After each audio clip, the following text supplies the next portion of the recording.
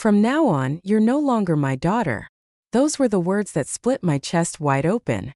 No warning, no softness, just my father's voice on the other end of the line, cold as a weather report. My heart hammered so hard I thought I might be imagining things, that I had misheard him, but then Richard Carter repeated it, slower this time, as if he wanted every syllable to cut deeper. Do you hear me? You're no longer my daughter. You want to know what happens next? Go see my lawyer. He'll explain the will. Click. The line went dead and I stood frozen in my small kitchen. The phone pressed so tight to my ear I could feel the heat of it. Outside my window, the flag on the porch fluttered gently in the spring breeze. The smell of fresh coffee lingered in the air, but suddenly it tasted bitter on my tongue. Help our channel reach our first 1,000 subscribers by liking and subscribing. Your support is what keeps us going and allows us to continue telling inspiring stories of justice, healing, and self-worth. Now let's get back to the story. For nearly 15 years I had worn this uniform.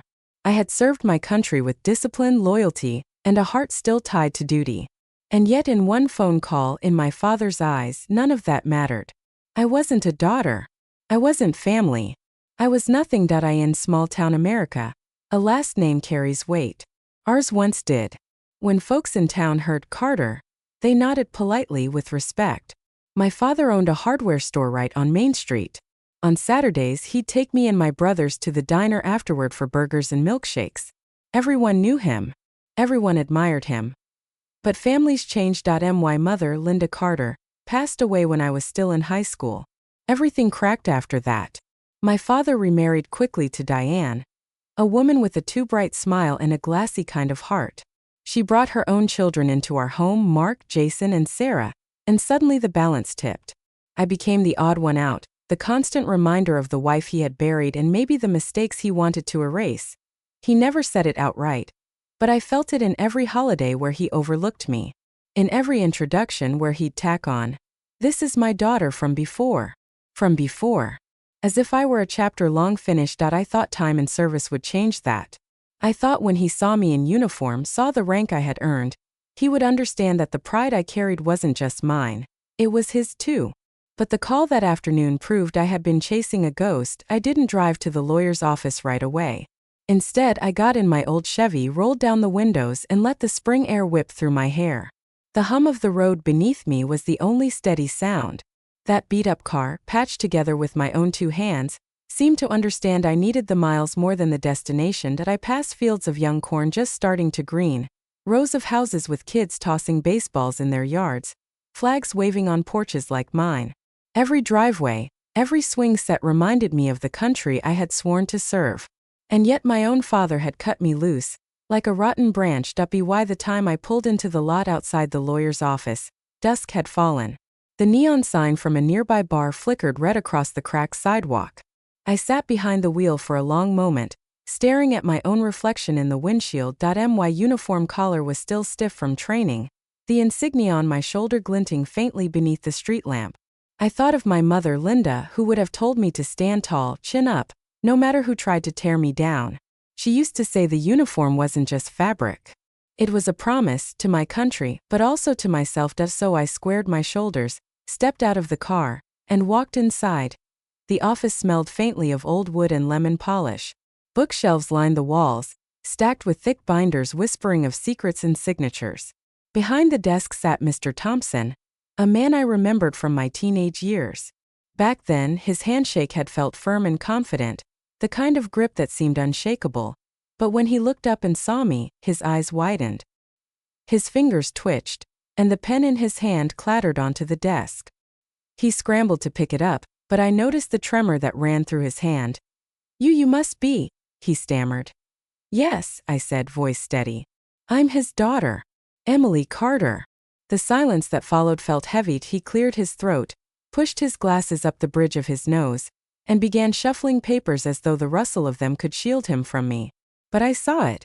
The unease, the guilt, the fear. What on earth had my father written into that will that made a seasoned lawyer like Mr. Thompson shake like that? I leaned forward, placing my palms flat on the cool wood of his desk. It grounded me. "My father told me to see you," I said firmly. "He said you'd explain everything." Mr. Thompson swallowed hard, his Adam's apple bobbing.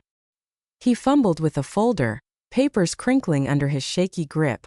"It's complicated," he muttered. That word hit me like a bell tolling in the night. Families are complicated. Death is complicated. But wills? Wills are supposed to be straightforward. Names, signatures, legacies. I fixed my gaze on him, letting the weight of my uniform fill the room, then start explaining.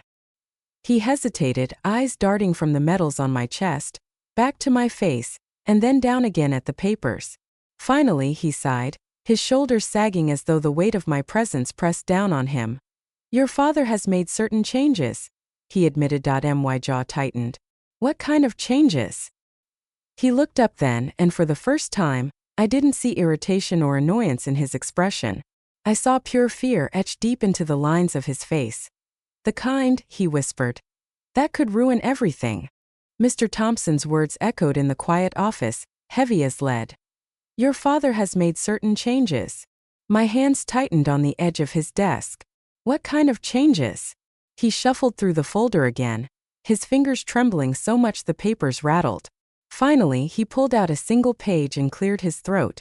"Effective immediately, your father leaves his entire estate, real, personal, and intangible, to his wife, Diane Carter, and to her children in equal shares.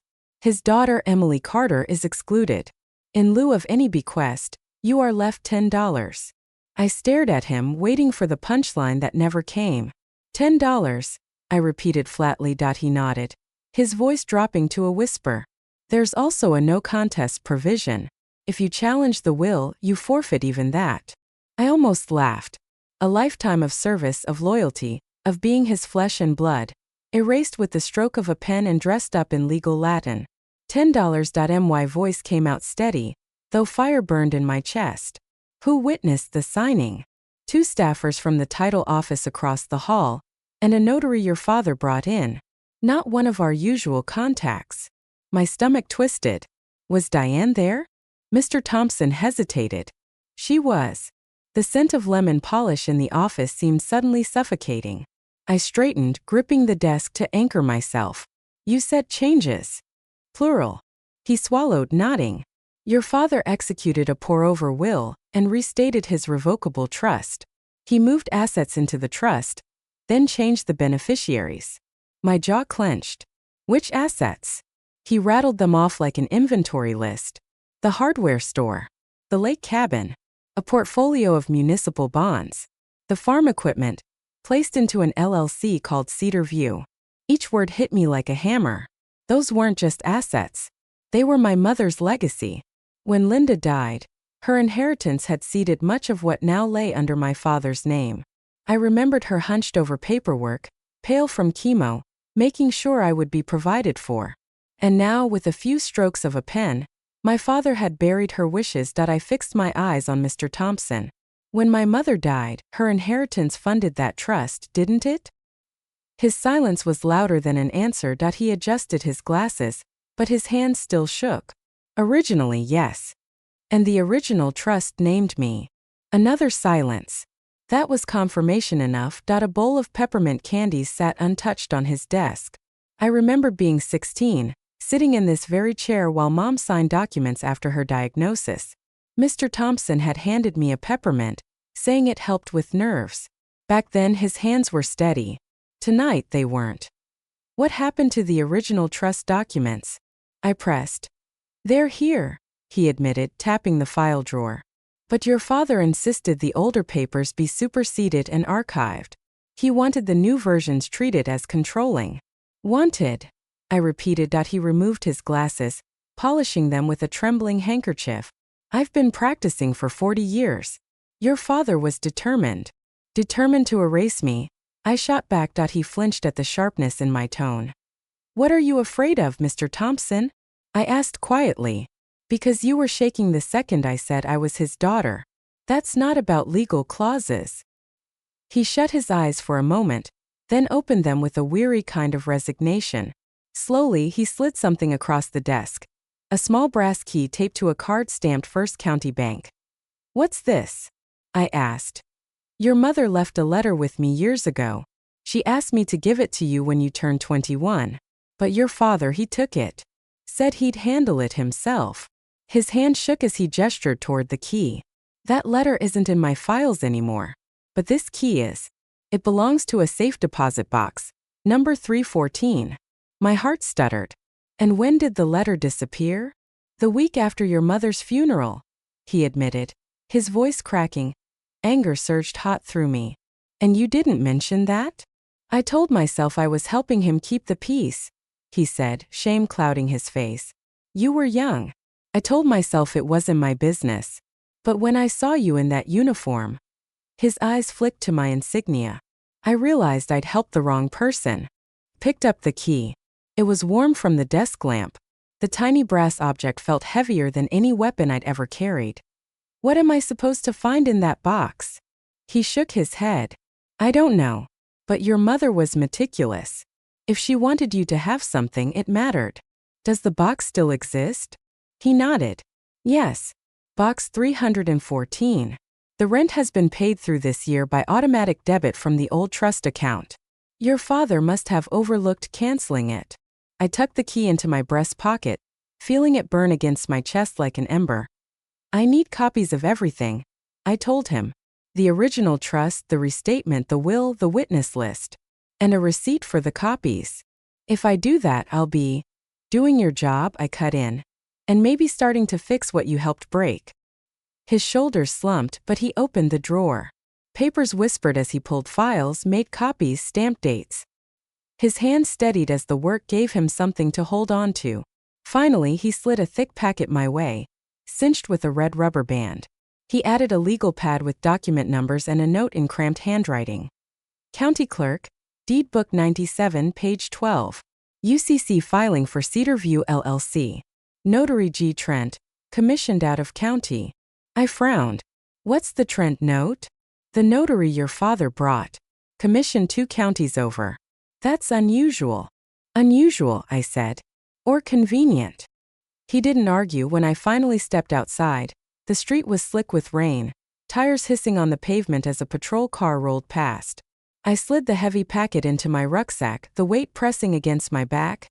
Mr. Thompson, I said before leaving, did my father tell you why?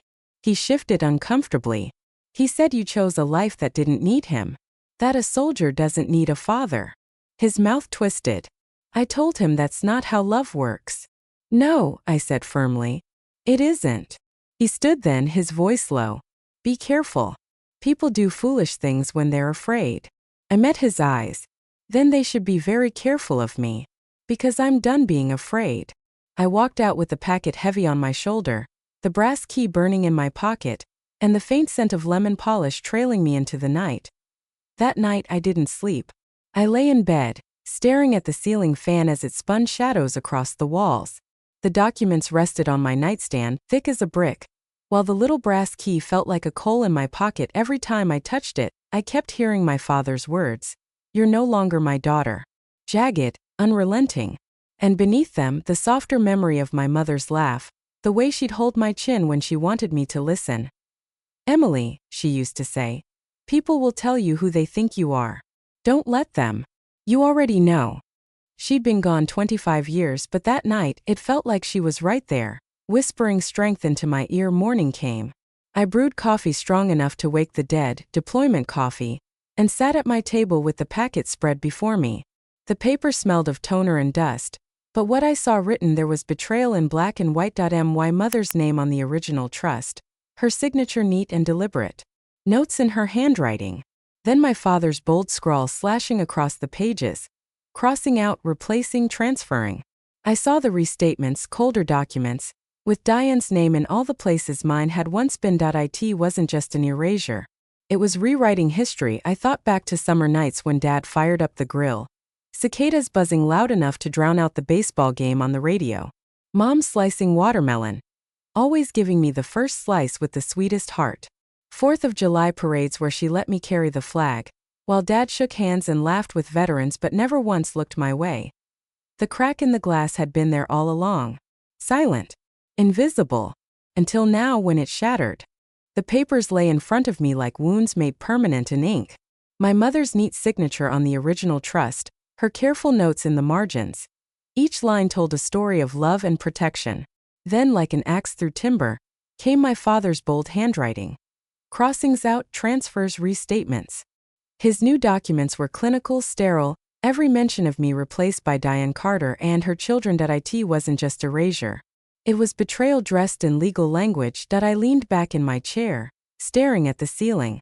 I could still hear his voice from the night before. "You're no longer my daughter." The words looped in my head, jagged and relentless. But beneath them, softer, steadier, was my mother's voice. "Emily, people will tell you who they think you are. Don't let them. You already know." Her words pressed against my ribs like armor. I needed answers. And not just from the papers. I dialed a number I hadn't called in years. It rang twice before a warm southern drawl answered. "Emily Carter? Lord, I haven't heard your voice in years." "Mrs. Henderson," I breathed. Just hearing her voice made my shoulders relax. She had been our neighbor since before I was born. The kind of woman who always had a pie cooling on her windowsill. We traded pleasantries, catching up on lost years. But when I mentioned my father, her tone shifted, sadness seeping in. "He changed after your mama passed," she said gently. "Never forgave the world for taking her. But instead of holding on to you tighter, he pushed you away." I swallowed hard. "Do you remember anything about her will or the trust?" There was a pause on the line. "Your mama was careful. She asked me to witness some of the papers. She said she wanted to make sure you'd always be provided for. That's why I was shocked when folks said you weren't in it anymore." Didn't sound like her at all. Her words confirmed what my gut had been screaming. My father hadn't just disowned me. He had buried my mother's wishes under new ink. "Thank you, Mrs. Henderson," I whispered. "You don't know how much that means." "Baby," she said, her voice soft and certain. "Your mama wanted you to have a future. Don't let anyone tell you otherwise." When we hung up, I sat in silence, staring at the documents on my table. My chest tightened with a mix of grief and resolve. If there was one thing I knew about Linda Carter, it was that she planned for everything. She had left something for me. Maybe in that safe deposit box, maybe in the memories of those who knew her. My job now was to find it. Later that afternoon, I drove past the old hardware store. The paint on the sign was peeling, and dust streaked the windows. It looked tired, worn down. A shell of what it once was. I parked across the street, watching as a young man in a suit that didn't quite fit fumbled with the keys to unlock the front door. My stomach twisted. It was Mark, my stepbrother. He strode in with a smug smile plastered on his face, as if he'd built the place with his own two hands. But I knew better. I remembered sweeping sawdust off those floors after school, carrying lumber for customers until my back ached. I remembered my father clapping me on the shoulder when I was 13, telling me I was strong enough to work like the boys. Back then, the store had felt like ours. Now it was his, handed to him on a silver platter. While I was written out of existence, bitterness burned hotter than the coffee I had finished an hour earlier. I gripped the steering wheel so tightly my knuckles whitened that night. I cleared my dining table and spread the documents across it like a general laying out maps before battle. My military training had drilled into me how to study terrain, look for weak points, anticipate the enemy. Tonight, the battlefield was legal paper, and the enemy was betrayal. I took a pen and began marking inconsistencies. Dates that didn't line up. Signatures that looked rushed, sloppy. Of a notary G. Trent, commissioned from 2 counties away. Why go out of county unless you were hiding something? The patterns were there once I forced myself to see them. This wasn't just betrayal. It was sloppy betrayal. For the first time since the phone call, my pulse steadied. Not with grief but with focus. This wasn't over. I stared at the brass key sitting on the corner of the table, catching the light. Box 314. My mother's letter. Proof.my path was becoming clear. 1. Dig deeper into the paper trail. Point 2. Collect witness accounts. Point 3. Open that safe deposit box. I was no longer chasing ghosts. I was preparing for war. The next morning, I drove to the county clerk's office. The building smelled of dust and floor wax, its walls lined with beige filing cabinets. Behind the counter sat Marjorie, a clerk who had worked there since my high school days. She peered at me over her glasses. "Well, if it isn't Emily Carter," she said, her lips quirking into a half-smile. "Back in uniform too." Your mother would be proud. Her words softened me for a moment, but I kept my focus. I need deed records. The hardware store, the lake cabin. Anything under my father's name or Cedarview LLC. She slid open a drawer with a squeal of metal and began thumbing through files. That family's been busy. Transferring, retitling, filing amendments. Your stepmother was in here last week. My jaw clenched. She was. Signed papers moving the cabin into the trust. I felt like the floor had dropped from beneath me. That cabin wasn't just property. It was my mother's pride and joy. I remembered summer mornings there, the scent of pine, fishing with her at dawn, her laughter echoing across the water. Knowing it had been signed away without my name on it stung like a fresh wound. Marjorie leaned closer, lowering her voice. Something smells off about it. Too fast, too quiet. But you didn't hear that from me. I scribbled down the deed book number, thanked her, and left with another folder under my arm. By the time I got home, my table was drowning in paper. Trusts, deeds, amendments, notes. I sat down and studied them like intelligence reports. Each inconsistency, each irregularity was another crack in my father's fortress. I picked up the brass key again, rolling it between my fingers. My mother had left something for me, and somehow, despite his control, my father hadn't managed to erase it. The documents, the clerk's whisper, even the smug grin on Mark's face at the hardware store. All of it pointed to the same truth. Richard Carter had tried to erase me. But I wasn't gone. And now I had the tools to fight. Sunday evening, I drove out to my father's house. The place looked the same as it always had, white siding, the porch light glowing yellow, the old flagpole leaning a little from years of wind. But it didn't feel like home. It hadn't in a long time. That I climbed the steps, boots steady against the wooden boards, and rang the bell. Through the screen I saw movement, Diane Carter smoothing her blouse before she opened the door. Well, she said, her smile too tight. Look who finally decided to show up. Is he here? I asked flatly. She stepped aside, and the smell of roast beef drifted out. Behind her, the dining table was already set. Mark, Jason, and Sarah sat with glasses of red wine in hand. At the head of the table sat my father, Richard Carter. He looked older than I remembered, shoulders stooped, hair thinning, but his eyes were the same, sharp, dismissive, measuring. Emily, he said, his voice flat. Didn't expect you. Guess I'm full of surprises, I answered, stepping inside. The room fell quiet as I walked toward the table, my uniform catching the glow of the chandelier. My father's gaze flicked to the insignia on my shoulder, then back to my face. His jaw tightened. You shouldn't wear that here, he muttered. Why? Afraid it'll clash with the china.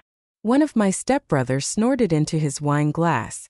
Diane shot him a sharp look, but the smugness on his face remained. That I pulled out a chair but didn't sit.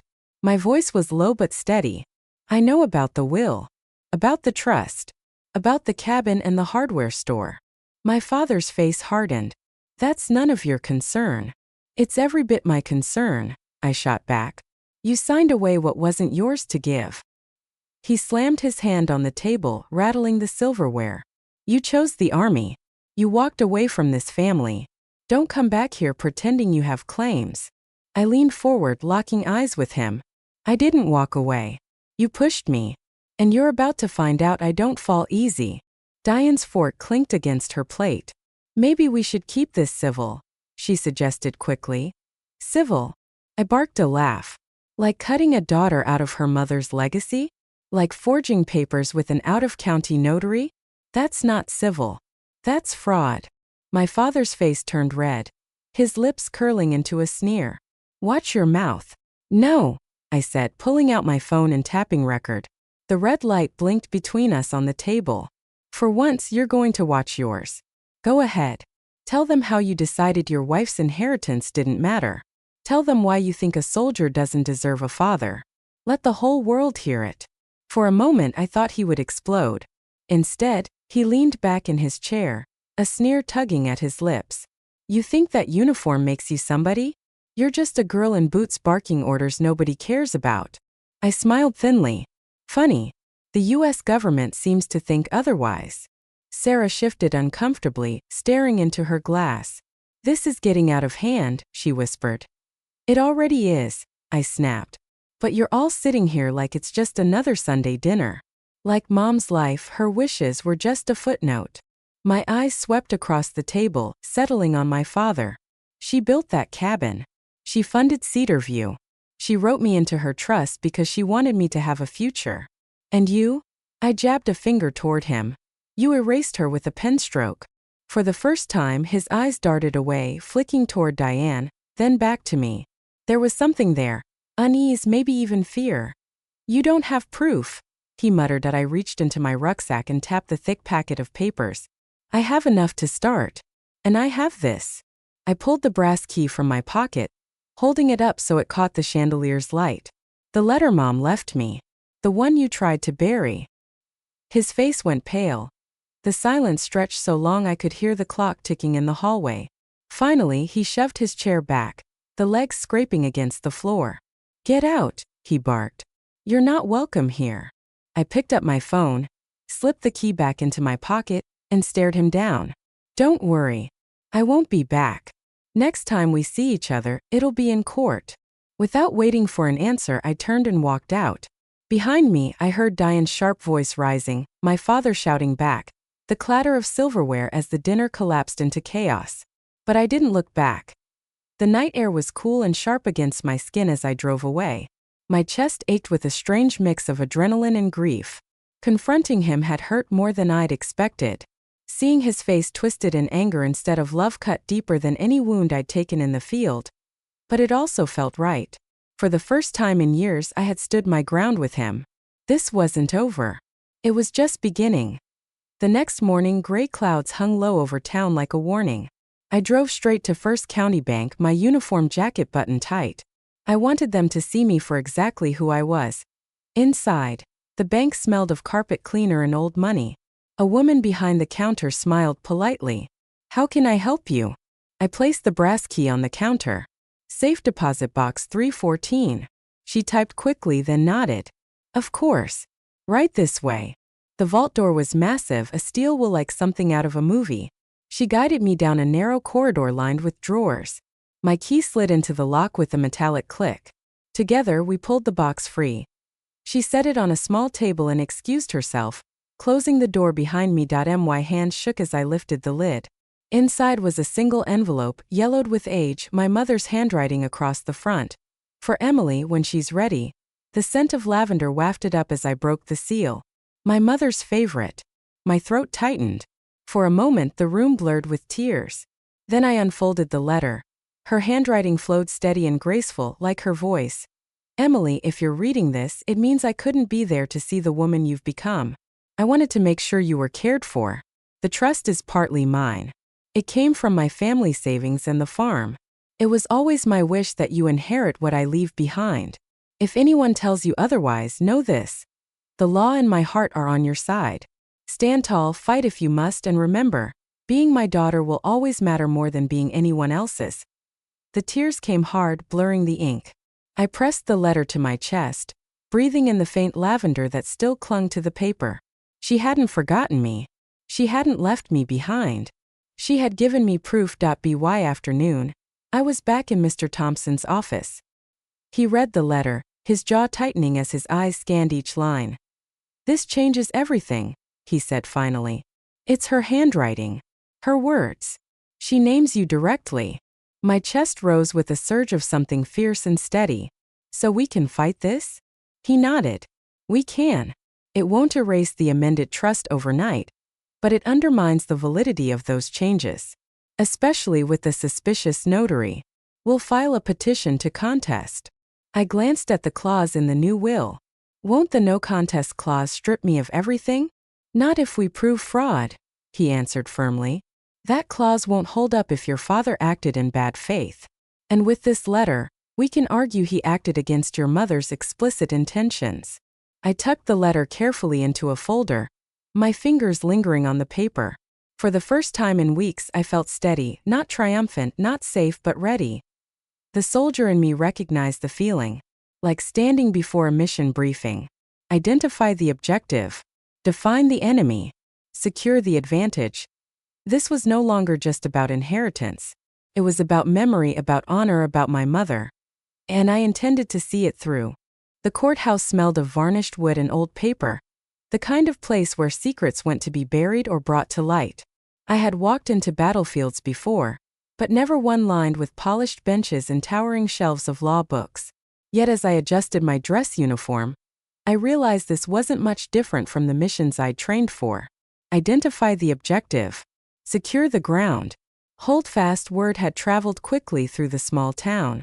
By the time I climbed the courthouse steps for the first hearing, reporters and neighbors clustered outside, whispering behind their hands. I caught fragments.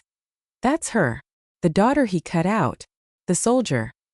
Inside, my father sat at the defense table, his jaw locked tight, Diane at his side, and Mark, Jason, and Sarah behind them like smug foot soldiers.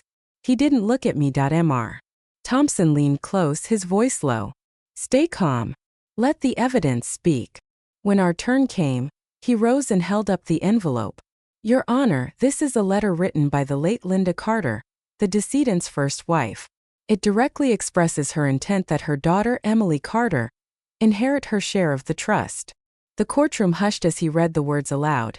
Stand tall, fight if you must, and remember, being my daughter will always matter more than being anyone else's. The ink of my mother's handwriting seemed to hang in the air, heavier than any gavel. I stared straight ahead, refusing to glance at my father. Next, Thompson called Tom Walker, Dad's old business partner. Tom shuffled to the stand, his hat in hand, his face lined with years of hard work.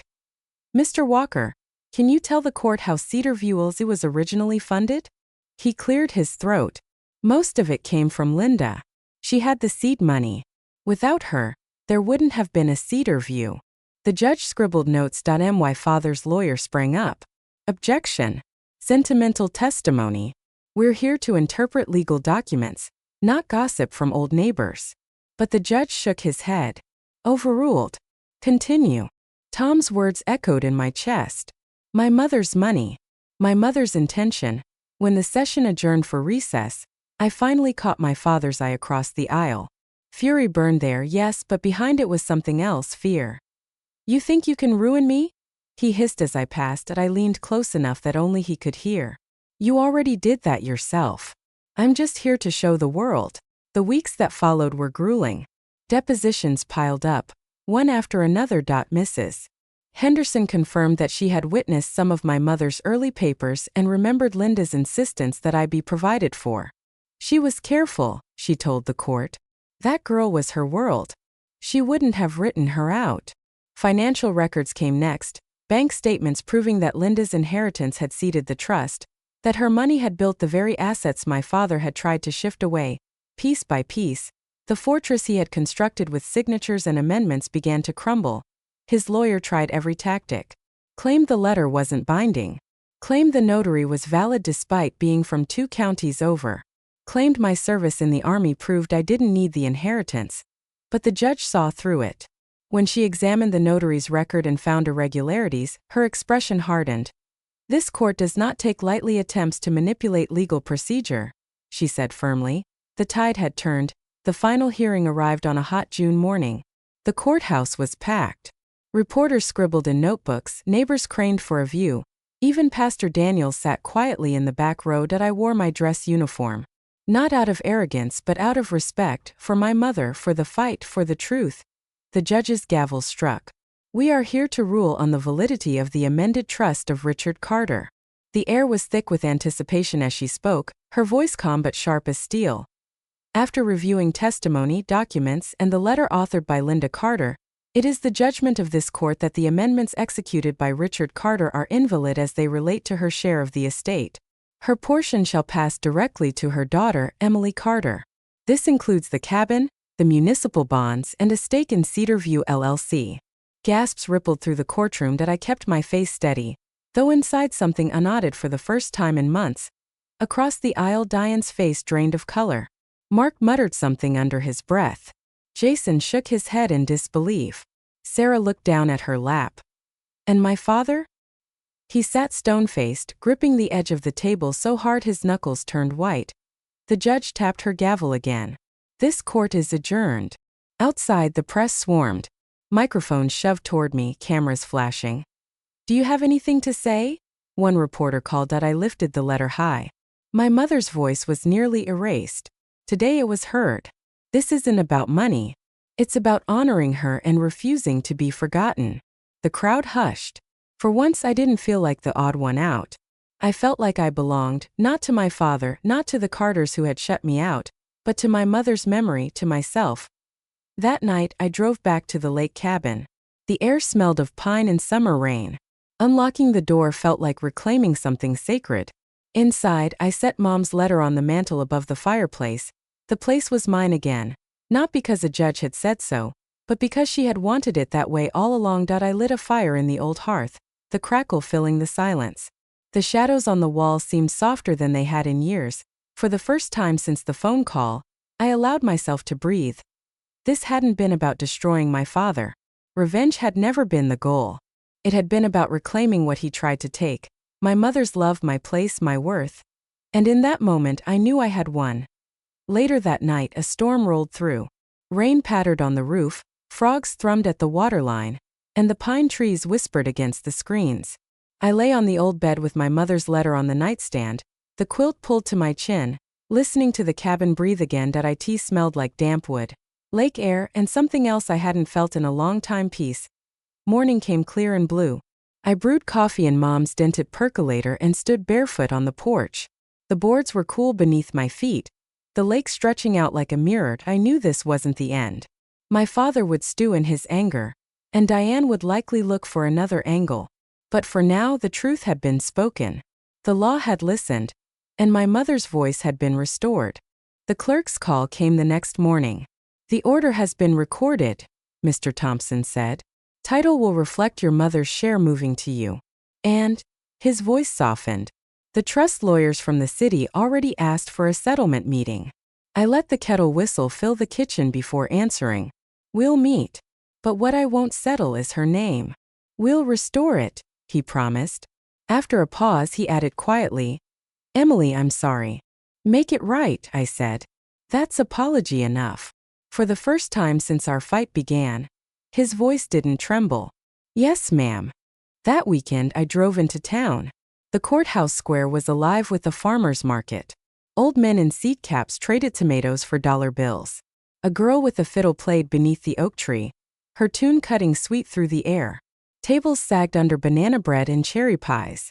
People waved at me the way small towns do, like you've never really left even if you have. Some smiled warmly, others gave side glances.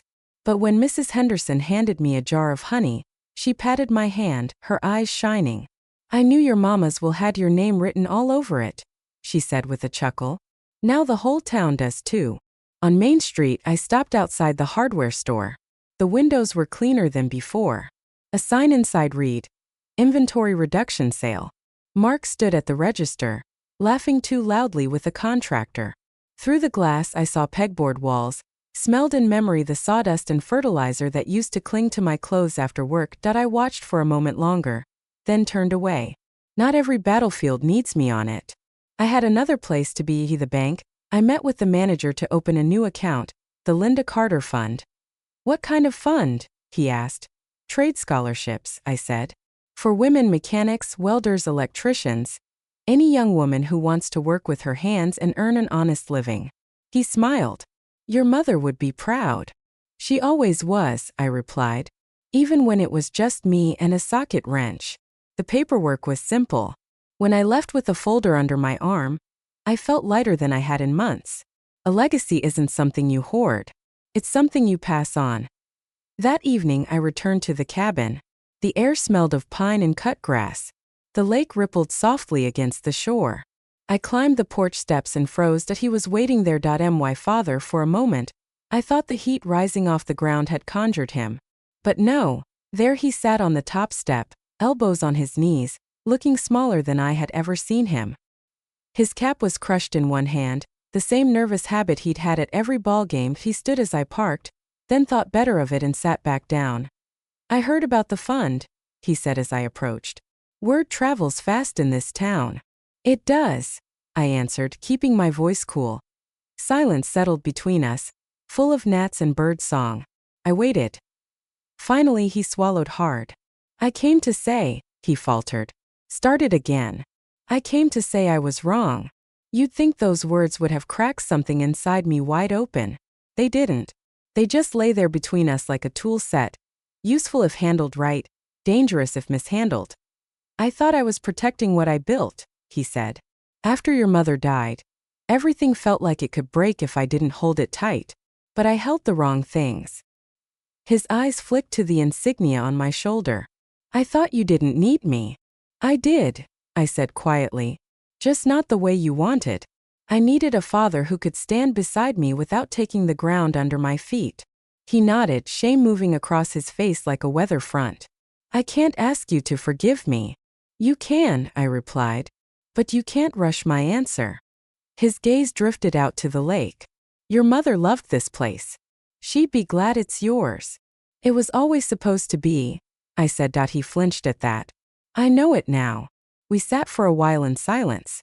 A heron lifted from the shallows, its wings casting shadows across the dock. Somewhere up the hill, a lawnmower buzzed steady and distant, like the memory of another summer. Finally, he broke the quiet. I'm selling the store, he said. To a young couple. They'll keep the Carter name. And I'm stepping back from Cedarview, letting the accountants unwind my mess. That's between you and your conscience, I said. And the court. A humorless smile tugged at his mouth. And the court. He stood, smoothing the crumpled cap in his hands. I don't expect to be invited in. I only wanted to tell you I was wrong. And I'm sorry. I thought of the 4th of July parade when I was a girl waving a flag he never saw. The empty chair at my swearing-in. The phone call that cut like a blade. I thought of my mother's letter, lavender and ink waiting on the mantel inside. Dad, I said softly. He looked at me, hope and dread in the same breath. You can help with the porch swing, I said. It squeaks. He closed his eyes, and when he opened them, they were wet. I still know how to fix a squeak, he said, letting out a laugh that broke into a cough. We didn't talk about forgiveness. We didn't talk about the will. We just found the oil can in the closet, 2 rags in the kitchen, and worked side by side until the old swing eased into quiet. When we finished, we sat on the porch together. The boards were warm beneath me, the air heavy with pine and lake water. He stared at the horizon. I stared at the trees. Your mother would like this, he said finally. She would, I agreed. She likes simple fixes and long sits. We didn't hug. We didn't take a picture. We just let the afternoon carry us toward evening. Later, after he left, I lit the porch lantern and wrote the first scholarship application. The light drew a cloud of moths, battering and settling against the glass. The way hearts do when they're tired but still beating. I sealed the letter and set it beside my mother's on the mantel. 2 envelopes. 2 voices. 1 legacy. Stepping outside, I looked up at the sky. The first stars winked through the deepening blue. Across the lake, someone strummed a guitar. Tentative then sure that I breathed in the summer night and felt the story settle inside me. Not as a wound, but as a scar that could hold. If you're listening to this, maybe you know what it is to be cut out, cut down, cut off. Maybe you've sat across a table from someone who should have loved you better. Maybe you've seen papers that don't tell the truth of your life. I can't fix your family, and I can't rewrite your past. But I can tell you this: your voice matters. Your intentions matter. Put them in writing. Tell the people you love what you want for them. Speak up when someone tries to erase you. Thank you for staying with me through this story. If it moved you, please support us so we can keep sharing more stories of justice, healing, and self-worth. Help RevengeAmy reach our first 1,000 subscribers by clicking like and subscribe. Your support is the reason we keep telling these stories.